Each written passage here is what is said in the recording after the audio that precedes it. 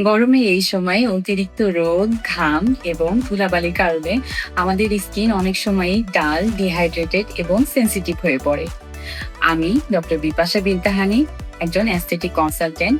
আজ আমি আপনাদের সাথে শেয়ার করব সামারের স্কিন কেয়ারের একটি প্রিমিয়াম গাইডলাইন।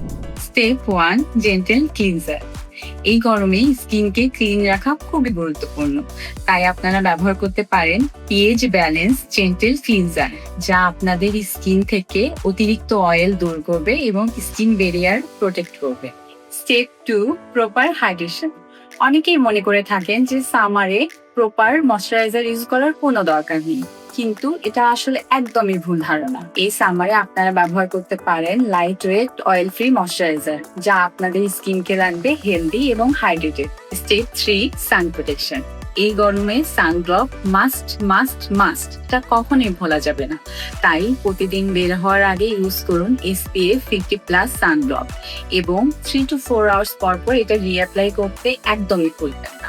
আর এই গরমে যদি আপনাদের ত্বকে পারসিস্টেন্ট ট্যানিং, অ্যাকনি বা সেনসিটিভিটি ডেভেলপ করে, তাহলে প্রফেশনাল ট্রিটমেন্ট নিন, যেমন হাইড্রোফেশিয়াল। হাইড্রোফেশিয়াল আপনাদের স্কিনে একটা ইনস্ট্যান্ট গ্লো দিবে এবং আপনাদের এই ট্যানিং গুলোকে স্লোলি রিমুভ করতে হেল্প করবে। এছাড়াও করতে পারেন জেন্টেল পিলিং, যা আপনাদের স্কিনে যে আনইভেন টোনটা আছে তা ব্যালেন্স করতে হেল্প করবে। Healthy skin is not luxury, it's a habit. তাই কনসিস্টেন্টলি স্কিনের কেয়ার করুন এবং আপনার স্কিনকে প্রোটেক্টেড রাখুন দিস সামার।